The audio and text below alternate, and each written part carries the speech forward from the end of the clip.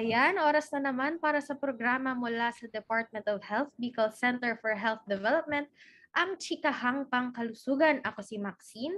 At ako si Denise. Ayan, so isang oras muli tayo magchichikahan tungkol sa mga health events at health programs ng DOH Bicol CHD. Ayan, so nasa pang-apat na tayo na chikahan natin. So simulan natin sa ating balitang vaccination at balitang DOH. So simulan natin sa ating COVID-19 updates. So ngayon nga po ay meron tayong na-record na 2 bagong kaso sa buong Bicol region na po yan. Isa dyan ay mula sa Camarines Norte at ang isa naman ay mula sa Sorsogon. So patuloy nga po tayo na nag-record ng mga mabababang kaso ng COVID-19 dito sa Bicol region. At syempre malaking bahagi na dyan ang sa ating COVID-19 vaccination. Talagang vaccines work nga naman. Sa buong Bicol region nga po, nasa 3,609,444 na Bicolanos ang naka-receive na ng at least 1 dose ng COVID-19 vaccine. Malaki, 72.20% po ito sa ating target na dapat bakunahan para makamit ang community protection. Pero ang kailangan po natin ay ang mapataas ang bilang ng mga nakatanggap ng booster doses dahil sa Bicol region po ay 313,172 lamang po na Bicolanos ang nakatanggap ng kanilang booster doses. Kaya kung kayo po ay nakatanggap ng inyong primary doses for at least 3 months na po ang nakalipas, pwede na po kayo makakuha ng inyong booster dose. Iyan po kung kayo ay nakatanggap ng 2-dose na primary dose. So kaya yung may first dose at second dose. Pero kung kayo naman po ay nakatanggap ng inyong single dose na primary vaccine, yan yung Janssen, after 2 months po ay pwede na kayong makuha ng inyong booster dose. So Denise, ano ang iba pa nating health events ngayong buwan? Ayan, so ang mga health events po natin for the months of April ay 5 po, starting with National Hemophilia Awareness Month. So ngayon, by virtue of Proclamation number 1478, April is declared National Hemophilia Awareness Month and April 17 as National Hemophilia Day. So this proclamation was signed on April 8, 2008 by then President Gloria Macapagal Arroyo. Every year thereafter to prioritize the needs ng mga underprivileged, sick, elderly, disabled, women, and children.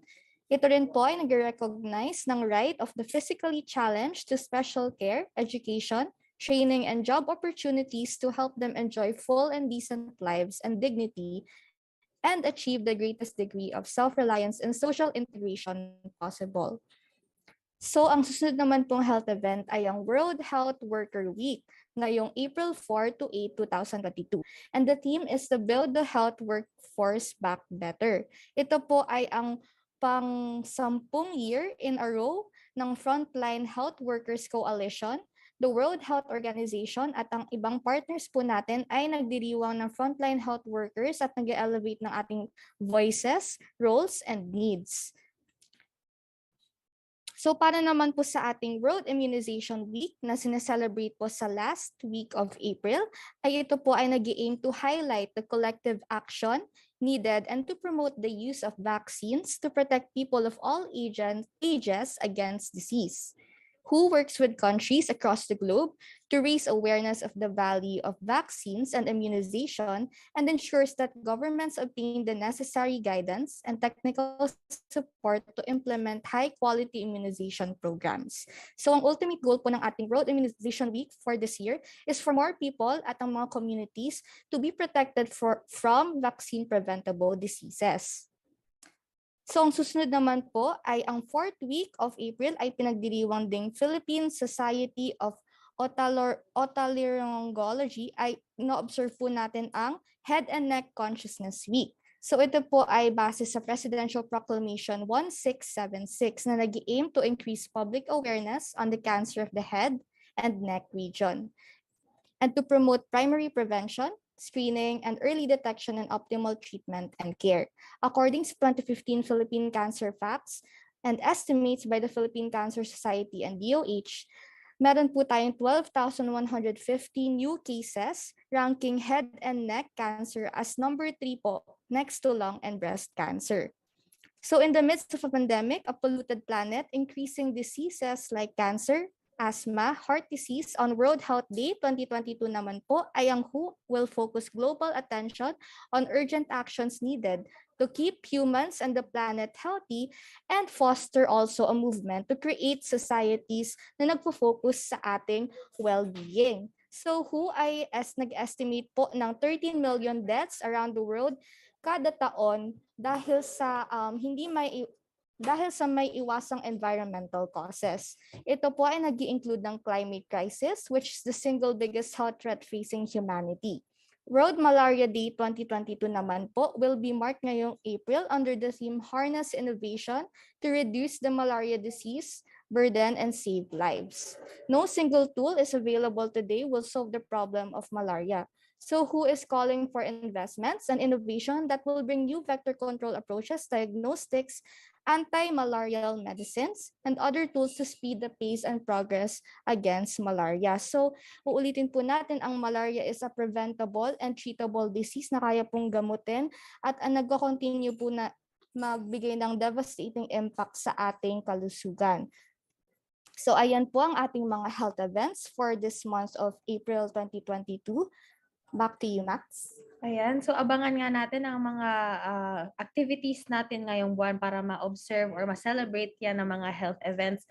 Lalong-lalo na po sa darating na World Immunization Week. Sa last week po yan ng April, marami po tayo naka-line up na events. Meron po tayo mga pa-webinar, mga immunization activities at iba pa. Kaya abangan po ang ating mga announcements dyan po sa ating mga social media pages, sa ating Facebook page na DOH Bicol CHD, sa ating Twitter page at DOH Bicol at sa ating YouTube channel din. So siguro po i-plug ko na rin po, follow na rin po and pa-subscribe sa aming channel ng DOH Bicol CHD.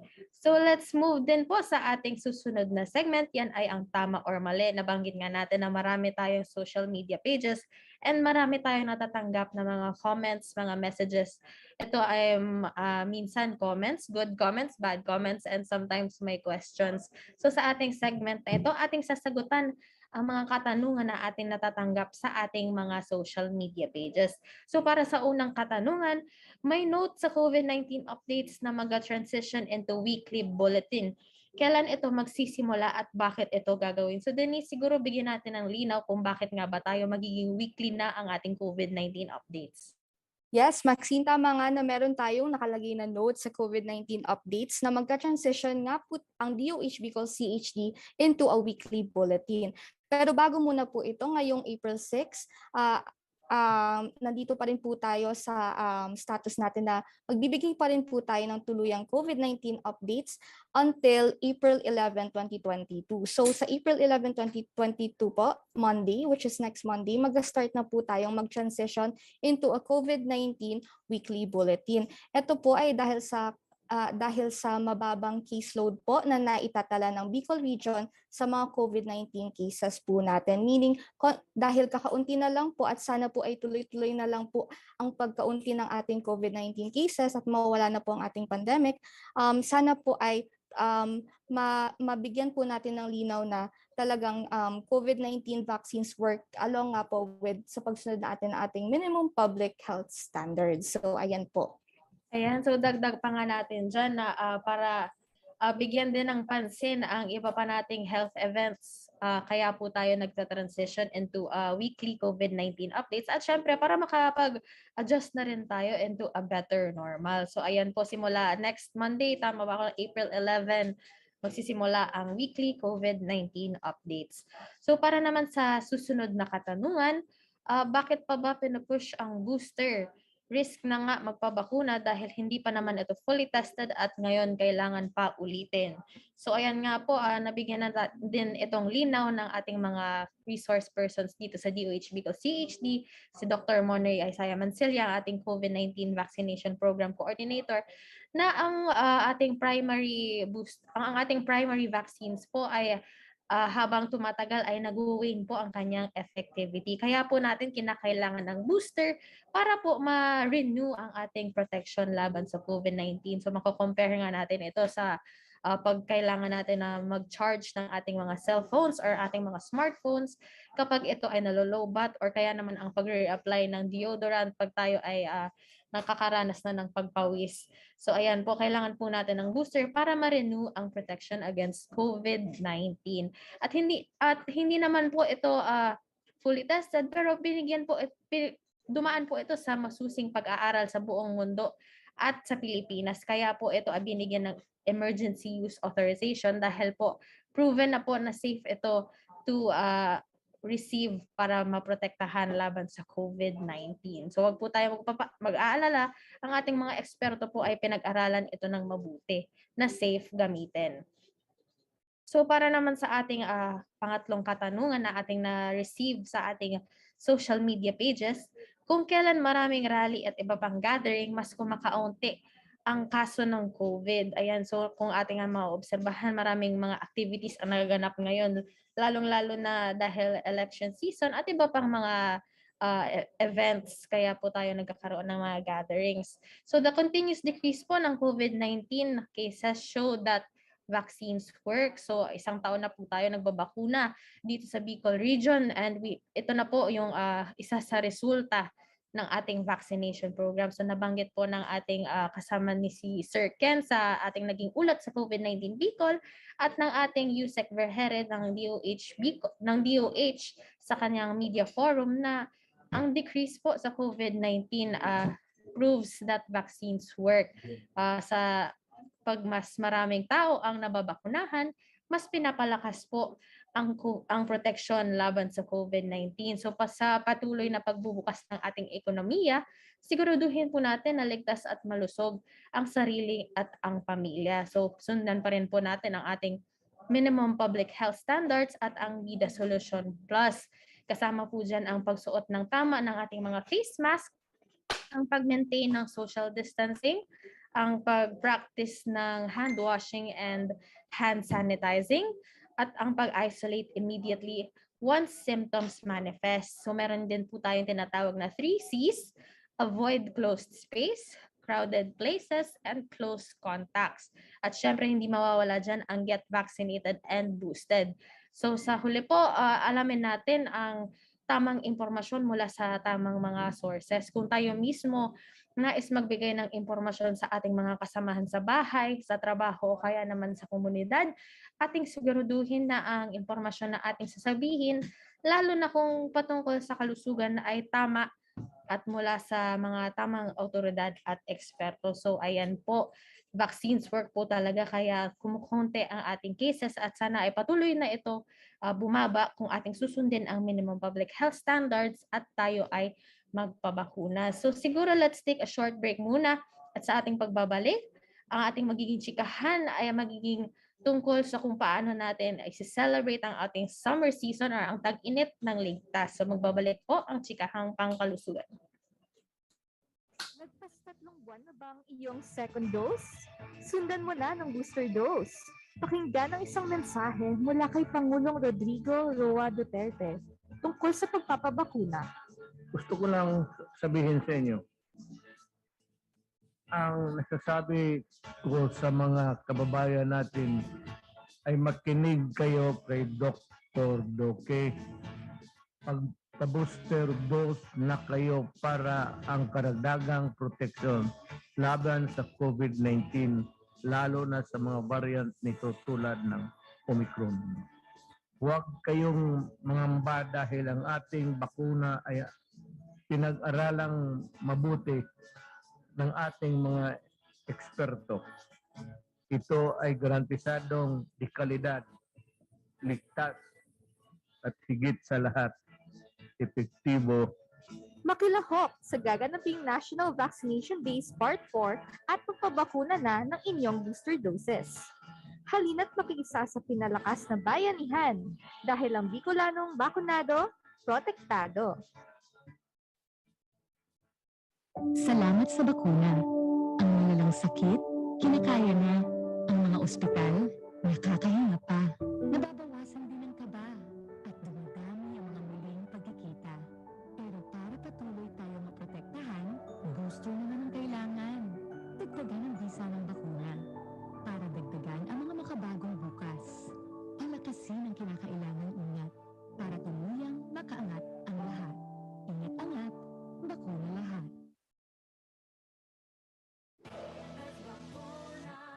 Ako po si Dr. Eric Raburar, ang inyong Medical Center Chief ng Bicol Regional Training and Teaching Hospital, Legazpi City po. Base po kasi sa pag-aaral, lumalabas na may pagkakataong bumababa ang level ng proteksyon ng isang taong na immunize po. Kaya po hinihikayat namin kayo na magpa-booster po para po tuluyang maiwasan yung kayo po ay ma-COVID pong muli.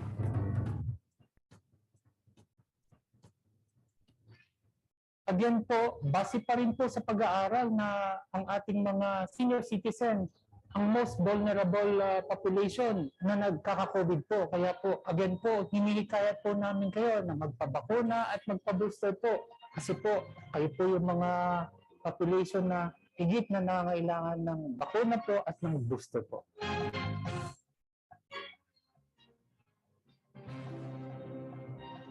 Sa pangkalahatan po, inaanyayahan ko po kayo at hinihikayat na magpa-booster at magpa-vaccinate po para po sa proteksyon hindi lang ng ating sarili po, kundi pati na po ng ating mga kababayan sa buong Pilipinas po.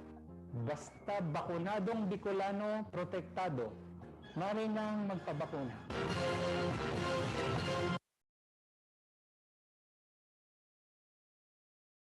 Kamusta ka na? Grabe no? Halos 2 taon na tayong ganito. Pero bilib rin naman ako sa mga nagawa natin. Ang pagmamask, bahagi na ng araw-araw. Mas malinis at maingat na rin sa ating mga galaw.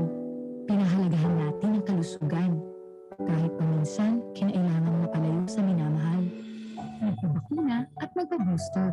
Kahit kabado sa karayong, maging matapang para sa dagdag na proteksyon. Sa pagkakaisa, malayo ang ating narating. Nakabalik tayo sa mga namimiss nating gawin. Kinaya dahil sa alaga sa isa't isa. Kaya sige lang, anumang hamon, mas kakayanin pa. Tuloy ang ingat, tuloy ang angat.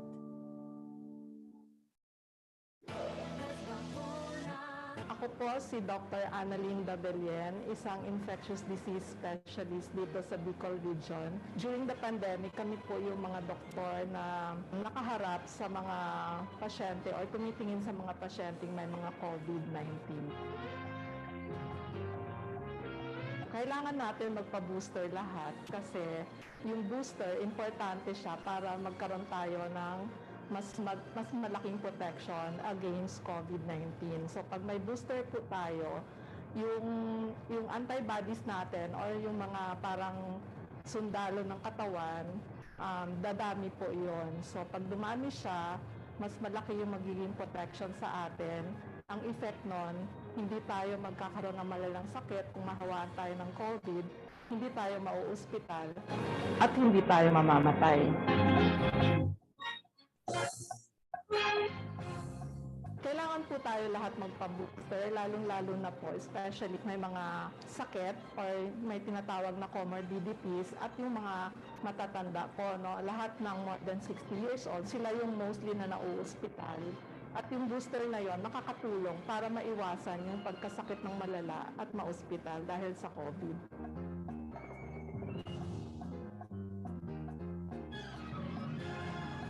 So, ang bakuna po kasi, prevention yan. Ibig sabihin ng prevention, binibigay yan para hindi tayo magkasakit o hindi tayo magkaroon ng malalang sakit.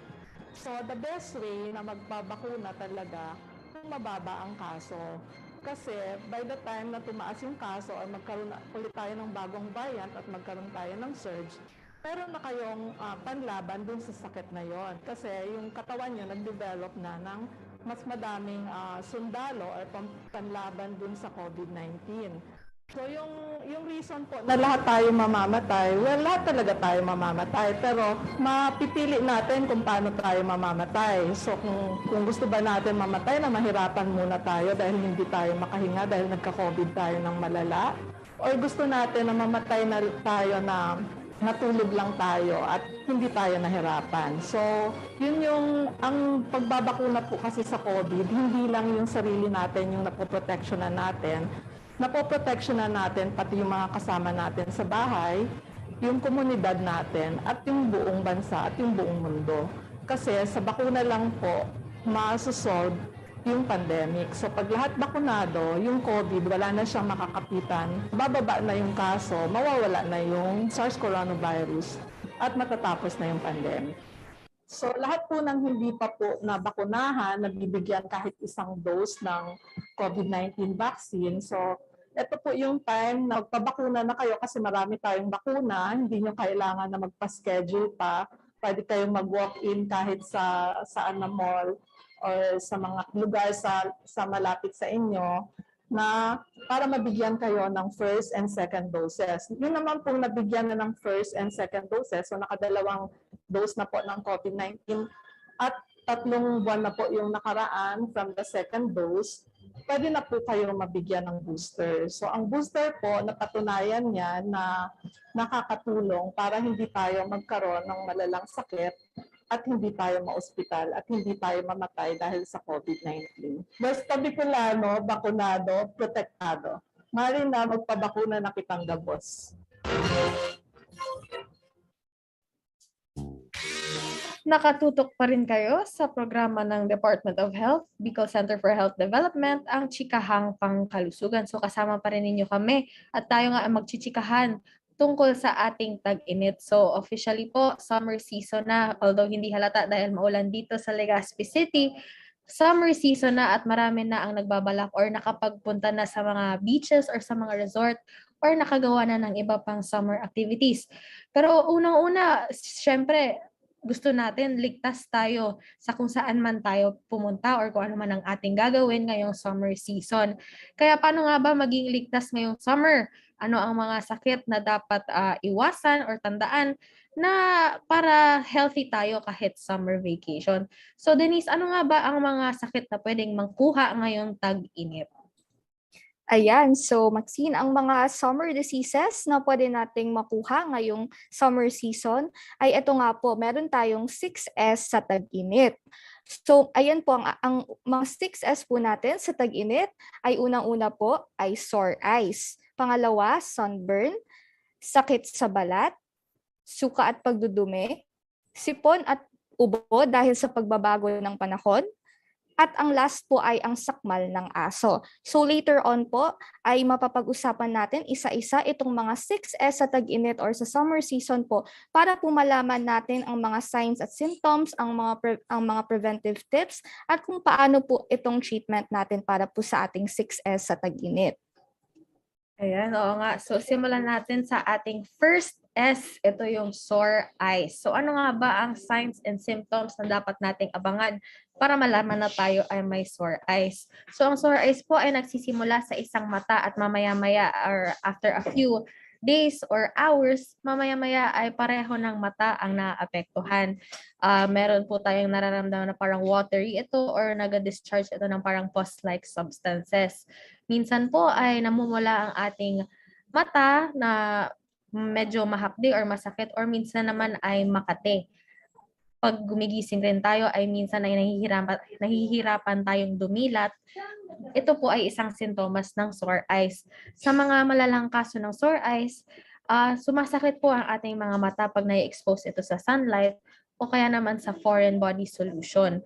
Pero paano nga ba natin nakukuha ang sore eyes? Paano ito kumakalat? So ang sore eyes po ay nakukuha mula sa direct contact with hands contaminated with eye secretions of an infected person. So opo, nakakahawa po ang sore eyes sa pamamagitan ng mga substances or mga secretions mula sa isang tao na may sore eyes. So touching eyes with hands, getting in contact with surfaces, instruments, eye solutions, or makeup contaminated with a virus from an infected person ay isa rin po siyang source ng sore eyes. Kaya nga po hindi tayo nag-a-advise sa ibang tao na mag-share ng makeup unless disinfected po ito or kaya naman ng ibang mga bagay tulad nga po ng mga eye solutions or kaya naman yung mga ginagamit nating contact lenses. Kaya kailangan po maingat tayo sa kung anong nilalagay natin malapit sa ating mga mata. At isa rin pong paraan kung paano kumakalat ang sore eyes ay ang entry ng virus sa ating mata sa pamamagitan ng pag-swim sa mga poorly chlorinated pools. So dahil nga po summer vacation or summer season, for sure marami tayo ang nagbabalak na pumunta sa mga beaches or mag-swim sa mga dagat. So, importante po na alamin natin na malinis ang mga pools na ating paglalangoyan dahil ito po ay maaaring magdala ng iba't ibang sakit tulad na nga po ng sore eyes. So kapag meron na nga po tayong naramdaman ng mga sintomas ng sore eyes, ano ba dapat ang kailangan nating gawin? So wala po talagang specific treatment ang sore eyes, lalong-lalo na sa acute phase nito or ito yung 1 to 2 weeks na first or second week na nakararanas tayo ng sintomas ng sore eyes. Pero kung madalas po or mas lumalala ang pag-discharge ng ating mga mata or lumalabas na po yung mga pus-like substances or kaya naman nagiging malabo na ang ating paningin or sobrang sakit na po ng ating mata, kailangan na po natin makipagkonsulta sa ating ophthalmologist. Pero syempre, huwag na po nating hintayin na kailangan pa natin i-treat ang sore eyes. Unang-una, ang pinakamahalaga ay i-prevent natin ang sore eyes. So para maiwasan ang sore eyes, hugasan natin ang mga kamay gamit ang sabon at tubig bago at pagkatapos hipuin ng mata. So ito sa pamamaraan na ito, iniiwasan natin na mahawaan tayo ng sore eyes at makapagkalat rin ng sore eyes if mayroon tayo. Importante din na labahan at palitan ang pillowcase araw-araw para iwas infection. Huwag rin natin hahawakan or kukuskusin ang ating mga mata gamit ang mga daliri. Lalong-lalo na kung hindi tayo sure kung malinis ba ang ating mga nahawakan na mga surfaces o mga bagay. Alisin ang muta sa mga mata gamit ang malinis na cotton ball o paper towel. At syempre, kung pinayuhan kayo ng inyong doktor na gumamit ng eye drops, gamitin po natin ito dahil ito rin po ay mas makakapag-protekta sa atin laban sa sore eye. So Denise, ano ang ating susunod na S? So ayan, so dumako naman po tayo sa ating susunod na 6S sa tag-init ay ito nga po ay sunburn. So para naman po sa sunburn, ang mga signs at symptoms po na maaari nating maranasan kapag tayo po ay may sunburn ay unang-una ay ang skin ay starting to become painful and red. The pain is worst between 6 and 48 hours after sun exposure. So kapag nakita po natin ang ating balat ay nagiging mapula na po o namumula na po at masakit na po ang ating balat or humahapdi na po, ibig sabihin po ay meron na po tayong sunburn. So, ang pain po na mararamdaman natin or ang pananakit ay naglalast or mas matindi po kapag 6 and 48 hours matapos tayong mabilad sa araw. So, ang next naman po ay ang blistering of the skin and severe sunburns. So, itong blistering of the skin po ay may makikita tayong mga blisters sa ating balat kung saan po ito po yung may mga domes po ng mga sa skin natin na naglalaman po ng mga fluids na maaari pong maging result po ng sunburn. So ang next naman po ay ang swelling or edema of the skin, especially po sa ating mga legs. So ang swelling po ay yan po yung pamamaga ng ating balat, lalo na po sa ating mga lower extremities or sa ating legs at may or may not have fever. So sa sunburn naman po, pwede tayong hindi maka-experience kapag if we're lucky or maka-experience po ng fever or paglalagnat. So ayan po yung mga signs and symptoms na we have to look out for kapag tayo ay mararanasan natin ang sunburn. So paano naman po natin nakukuha ang sunburn? So nakukuha po natin ang sunburn kapag ang amount of exposure to the sun or other ultraviolet light source exceeds the ability of the body's protective pigment called melanin to protect the skin. So, ang ating body po ay meron tinatawag na pigment na melanin. Ito po yung protective pigment sa ating katawan na nagpo-protect po mula sa mga exterior na tulad ng sunlight at ultraviolet light. So kapag na-break po ang barrier ng ating melanin ng ultraviolet light mula sa sun, ay ito po ay pwedeng mag-cause ng sunburn, yun nga po. So to protect po this barrier of the skin, kailangan po natin talagang pangalagaan ng ating skin at mag-apply ng mga safe at mag-ingat po tayo sa pag-apply ng mga safe na products tulad ng lotion or cream para po ma-prevent ang sunburn. So paano naman po ang treatment ng sunburn?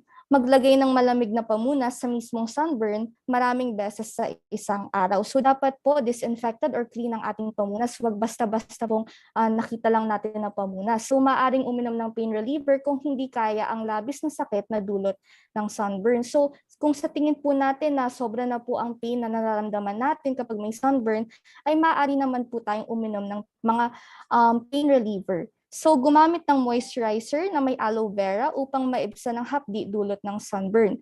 So ayun po, pwede po tayong maglagay muna ng moisturizer, yung binanggit ko po kanina na moisturizer or lotions, or yung mga lotions po na may SPF, mas maganda po yun para po ma-prevent or maiwasan natin ang pagkakaroon ng sunburn. Uminom ng 8 to 10 basong tubig kada araw at iwasang gumamit ng mga produktong may petroleum like petroleum jelly. Kasi po yung petroleum jelly ay maaaring ding mag-cause ng sunburn. So huwag paputukin ang mga paltos na sanhi ng sunburn at magpatingin po tayo muna sa doktor kung tayo ay nilalagnat dahil sa sunburn. Paano naman po ang prevention sa sunburn? So mas maigi po na sundin muna natin ang ating mga preventive tips bago po tayo sumailalim sa treatment. So magsuot po tayo ng hat at other protective clothing as well as ultraviolet protected sunglasses to prevent sunburn. So yun nga po, mas mabuti kung magsuot tayo ng mga sunglasses na may tint talaga siya at ultraviolet protective clothing tulad nga po ng mga rash guard, lalo na po kung lalabas tayo sa beach or sa mga resort, at mag-apply po tayo ng sunscreen with SPF level of at least 30 or greater. So ayan po yung ating mga tips, treatments at prevention para po sa 6S na sunburn. Para naman sa ating third S, ito yung sakit sa balat. So ano nga ba ang mga sintomas na dapat abangan para malaman na ikaw ay may sakit sa balat? So ang una po dyan ay yung pamumula o pamamaga ng balat. Minsan na rin po yung apektadong bahagi ay masakit, mahapde, o kaya naman minsan ay naninigas or dry yung feeling. So minsan rin po ay nagkakaroon ng mga bukas na sugat, nagkakaroon ng labis na pamumula, o minsan naman ay merong nana dyan sa ating sakit sa balat. So paano nga ba ito nakukuha na sakit sa balat? So maaaring ilipat ng taong may galis-aso sa ibang tao sa pagdirikit ng kanilang balat. So skin to skin contact po, ganyan po ang pagkalat ng sakit sa balat. Minsan rin po ay kumakalat ito sa mga pang-personal na gamit ng taong may galis-aso tulad nga po ng damit, kumot, unan, tuwalya at banig. So para iwasan at masugpuan itong sakit sa balat, kailangan po nating maligo araw-araw. Kasama na rin dyan yung pagpalit ng damit. Iwasan rin natin manghiram o magpahiram ng tuwalya gamit sa pagtulog at iba pang gamit sa katawan dahil nga po sa nabanggit natin kanina na sa skin to skin contact ang pagkalat ng galis-aso or sakit sa balat. At saka kung malala po yung sakit sa balat ng isang pasyente, bago labhan ang gamit nito, buhusan muna ito ng kumukulong tubig at ibabad sa loob ng 10 minuto. Ito po ay para ma-disinfect ang kanilang gamit bago magamit ulit. So ang ating susunod na S, Denise? Ayan, so ang susunod na S natin ay ang suka at pagdudumi. So ang mga signs at symptoms ng suka at pagdudumi ay kapag matubig at malambot na pagdumi ng 3 beses o higit pa sa loob ng isang araw. Kung tayo po ay ang ating suka ay matubig or ang pagdumi natin ay matubig at malambot at 3 beses po itong nangyayari sa isang araw, ay ibig sabihin po ay hindi na po siya normal. So kapag sobrang pagkauhaw na at malalim na bunbunan, lalo na po sa ating mga newborns o sa ating mga sanggol, yan din po ay maaaring maging resulta ng or signs at symptoms ng suka at pagdudumi at ang pangangalumata. So ano po ang kadahilanan, ang cause ng suka at pagdudumi? Ito po ay ingestion of contaminated food and water. So kung sa tingin po natin or kung ang food at water po natin ay contaminated, ay napasukan na po ng mga microorganisms or bacteria, ibig sabihin po hindi po ito safe na i-ingest or inumin at kainin. So mas mabuti po na panatilihin nating safe ang pag-prepare po ng food at water para po hindi tayo magsuka at magdumi. So, paano naman po ang agarang paglunas ng suka at pagdudumi? So, uminom po tayo ng tubig na may oral rehydration solution o Oresol para mapalitan ang nawalang tubig sa katawan. Ipagpatuloy din natin ang pagkain ng masusustansyang pagkain tulad na rin po ng mga nutritious food tulad ng mga go, grow, and glow foods na kinakain po natin every days tulad po ng milk, protein, at iba pong food na maganda po para sa ating kalusugan. So ipagpatuloy din po natin ang pagpapasuso sa mga bagong silang. So para naman po sa ating mga breastfeeding mommies, ipagpatuloy lang po natin, i-maintain po natin ang pagpapasuso po sa ating mga newborns at para po mas okay po ang kanilang nutrition. So paano naman po ang prevention dito sa suka at pagdudumi? So drink water only from safe sources. Kung hindi po tayo sigurado, pwede po nating kuluin itong tubig for 3 minutes or do water chlorination para po masigurado natin na mas okay po yung ating iniinom na tubig. Kumain po tayo ng mga pagkain na well-cooked and properly prepared. So dapat po hindi hilaw yung pagkain na ating lulutuin. Dapat po siguraduhin natin na well-cooked at properly prepared naman po. Dapat po yung pagkain na pinaprepare po natin ay nililinisan muna natin ng maigi, na-store natin sa tamang storage. So avoid eating street vended food. Iwasan muna po natin kung maaari yung mga tusok-tusok, yung mga ganyang pagkain kasi yan din po yung nagkakos ng infection sa ating katawan. So keep food away from insects and rats by covering them. So dapat po yung mga gamitin nating pang store ng food ay yung mga tight sealed talaga. So wash fruits and vegetables with clean water before eating or cooking. So yung mga prutas at gulay po natin, dapat po clean running water ang ating panghugas bago po natin kainin para wala naman, masigurado po natin na natanggal na lahat ng mga bacteria or microorganisms na pwedeng maaring makapitan dito. So use toilet when defecating. Of course, alam po natin yan. Wag kung saan-saan tayong mag-defecate or magdudumi. At wash hands before eating and after using the toilet. So, ayan po ang ating mga tips, ang ating signs at symptoms, agarang panlunas sa suka at pagdudumi. So, punta na tayo sa ating panglimang S. Ito yung sipon at ubo. So, alam naman natin kung ano yung sipon at ubo. So, for sure, once in your life, nakaranas na tayo ng sipon at ubo. At syempre, ngayon na sa gitna nga tayo ng pandemya, similar nga po itong symptoms sa COVID-19. Kaya po, mas importante na kahit hindi natin sigurado kung COVID-19 ito or sipon at ubo, pareho po dapat natin itong iwasan dahil pareho naman po itong sakit. So paano nga ba natin may iwasan itong sipon at ubo? So unang-una, ugaliing maghugas ng kamay. Ang paghugas kasi ng kamay ay isa sa pinakamahusay na paraan upang makaiwas sa mikrobyo. Importante din na uminom tayo ng 8 to 10 glasses of water dahil ito ay tumutulong upang mapalambot ang mucus na nagdudulot ng ubo at sipon. Kumain na rin po tayo ng masustansyang pagkain. Nabanggit nga kanina ni Denise na iwasan yung mga maduduming pagkain at bawasan rin yung mga pagkain na matatamis at matataba. Kumain ng mga gulay at prutas na mataas sa iba't ibang uring vitamins at minerals. Importante din po ang mag-ehersisyo. Ito po ay epektibong paraan upang palakasin ang katawan laban sa sakit at magkaroon ng sapat na tulog. Ginagamot at inaayos ng katawan ang mga nasirang cells habang natutulog na siyang nakatutulong sa pag-iwas sa mga karamdaman. Kaya sundin po natin yung recommended hours of sleep na naaayon sa edad kung maaari. So ating susunod na S.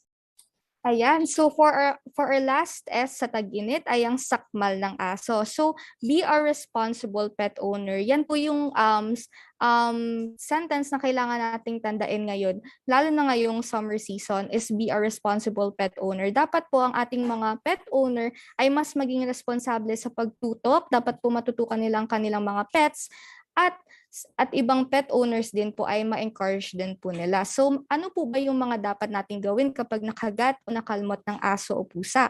So hugasan po natin ang dumadaloy na tubig at sabunin ang bahagi ng katawan na nakagat ang aso o pusa. Hugasan ang sugat ng 10 hanggang 15 minuto upang matiyak na natanggal ang laway ng aso o pusa. So dapat po at least 10 to 15 minutes ay ang paghugas po natin. Ang proper hand washing po ay nakakatulong sa pagtanggal po ng mga infection sa kagat po na nanggagaling sa aso o pusa. So linisin din ng alcohol o povidone iodine o iba pang antiseptic ang sugat. Panatilihing malinis at huwag takpan. So kailangan po nating, after nating mahugasan ng 10 to 15 minutes, ay linisin din po natin ng alcohol or povidone iodine ang sugat o nakagatan po ng aso o pusa para po mas malinis po at maiwasan po natin ang further infection. So sumangguni din po agad sa pinakamalapit na Animal Bite Treatment Center sa inyong lugar. So Max, meron ka pa bang ibang additional info or message for the public? Ayan, so yan nga po yung 6S, yung mga sakit na kailangan nating tandaan at iwasan ngayong tag-init. Pero syempre dahil nga pupunta tayo sa mga resort or sa mga beach or marami pa ibang activities ngayong tag-init, kailangan rin natin mag-ingat sa mga injuries.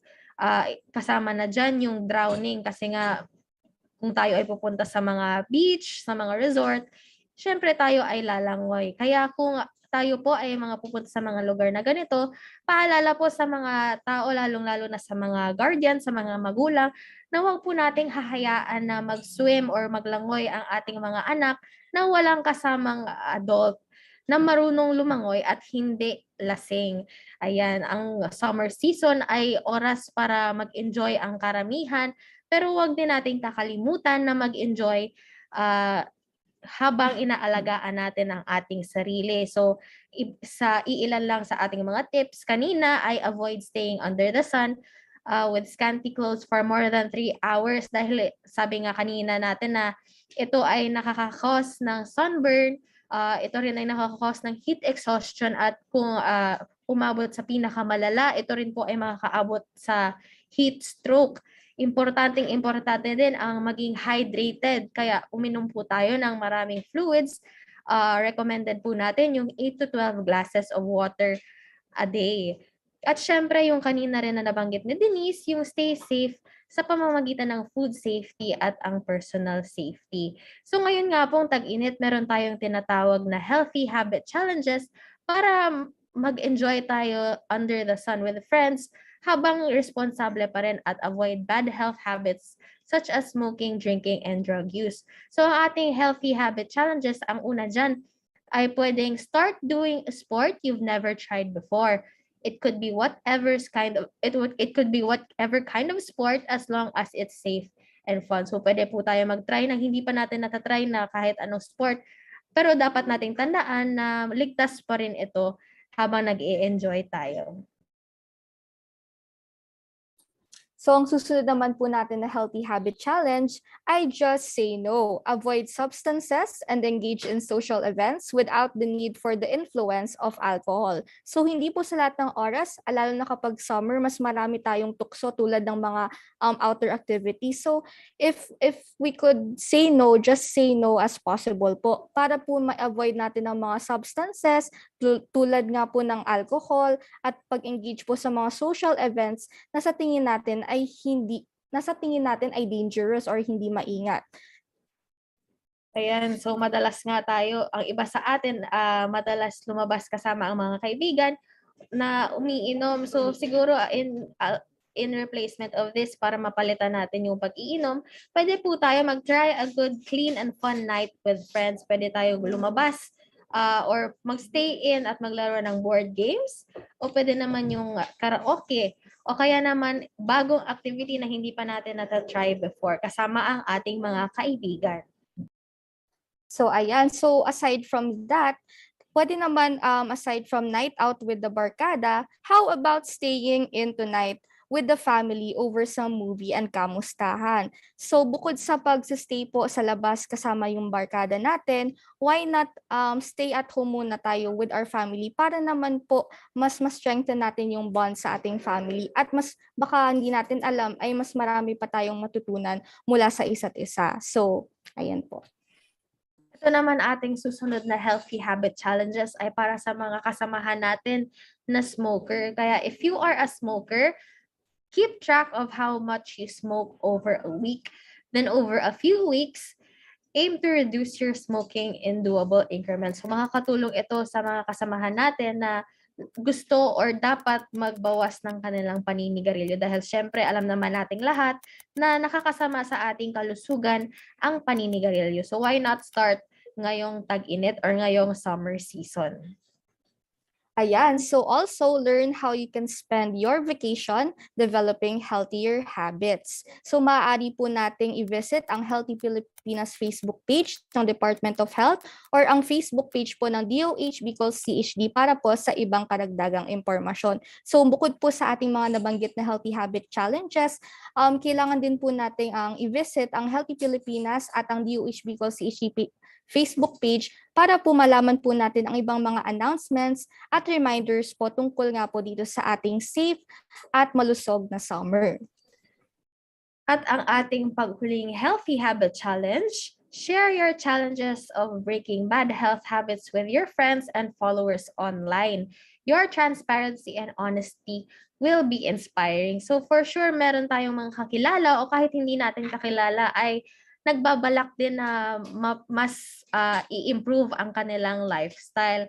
Kaya kung kayo ay may experience na nag-break kayo ng bad health habits, maaaring tumigil kayo sa pag-iinom or sa inyong paninigarilyo, maaaring ninyo po yan i-share sa inyong mga personal na social media platforms, mapa-Facebook man yan, Twitter, o kaya naman mag-YouTube kayo kung gusto nyo mag-vlog, ipakita ninyo kung paano yung inyong journey sa pag-i-improve ng inyong lifestyle. So, ayan ang ating mga healthy habit challenges ngayon sa tag-init. So, siguro sa ating pagbabalik, pakinggan na natin ang ating magiging mental health exercise for today. So, magbabalik po ang chikahang pangkalusugan. I'm Christian Jor Amaranto.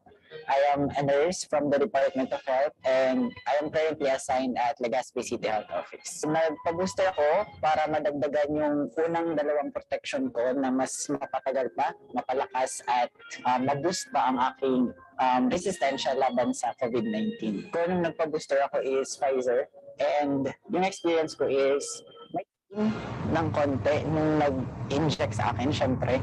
Pero yung side effects naman niya is very minimal. Nagkaroon lang ng slight fever and medyo pananakit sa side po. For those na may pag-aalinlangan po sa pagkuha pa ng booster doses, magpabakuna na po kayo kasi wala pong masama na kunin natin ang booster doses natin. Kasi mas pinapalakas lang nito at pinapahaba yung protection natin laban sa COVID-19. Kasi kung meron tayong booster laban sa COVID-19, may iiwasan natin na magkaroon ng severe COVID-19 sa future.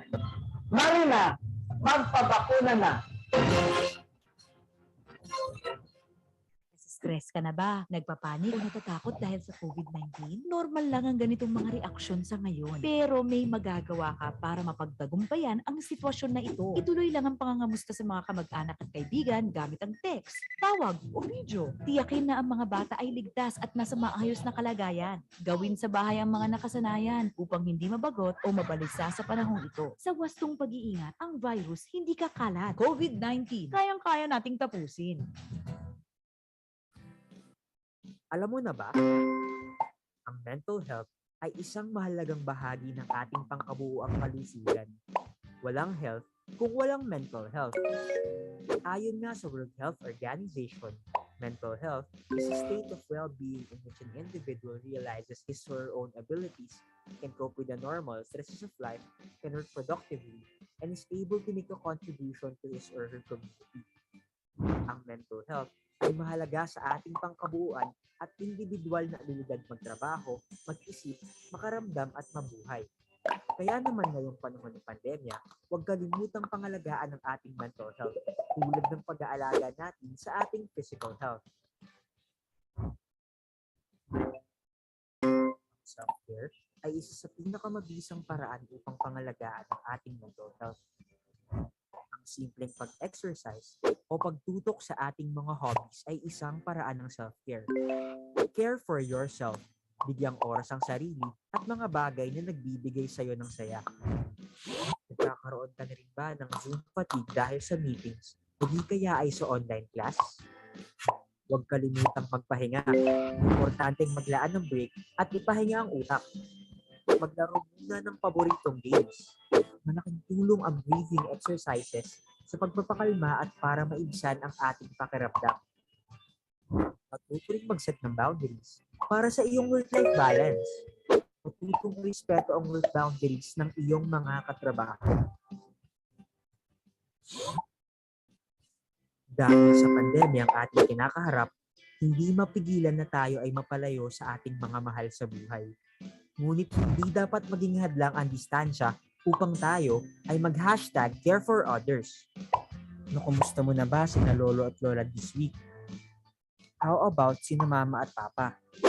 Mga kapatid, kaklase? Kung hindi pa, ang isang simpleng kumusta sa pamamagitan ng video or voice calls o text messages ay tiyak na makatutulong sa kanilang mental well-being.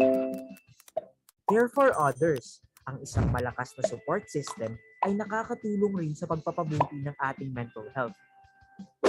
Kung ikaw o sino man sa iyong kakilala ang nangangailangan na makipag-usap sa isang mental health professional, tumawag lamang sa mga numerong ito mula sa National Center for Mental Health.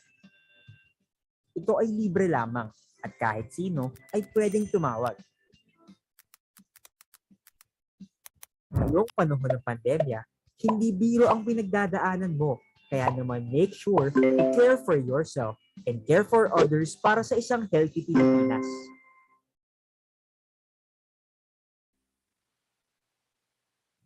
Ang Lusog Isip ay ang unang mobile app para matugunan ang mental health concerns na iniangkop para sa mga Pilipino. Simula na ang pangangalaga sa sarili mo sa tulong ng Lusog Isip app. I-download na ito sa Google Play o sa App Store. Para gumawa ng account, mag-register gamit ang nais mong username, password, at magpakilala ng iyong sarili. Sagutan ang screening tools upang mabigyan ka ng angkop na tulong. Makikita ang iyong mental health scores sa dashboard ng app. Bibigyan ka ng app ng impormasyon sa iyong kalagayan upang mabigyan ka ng tamang tips para mapangalagaan ang iyong sarili. Pwede mo rin i-customize ang mga settings ng iyong notifications sa app na ito. Sa Interventions tab, makikita ang iba't ibang materyales tungkol sa mental health at wellness. May self-care tools rin na matutulungan kang ma-update at ma-track ang kalagayan mo. Patuloy lang na gamitin ang app upang makakuha ng mga achievements. Kung nais mong makakuha ng profesional na tulong at iba pang serbisyong pang mental health, i-check lang ang referral tab. Sa Lusog Isip app, maaabot na ang tulong na kailangan mo. Lusog Isip app para sa Healthy Pilipinas.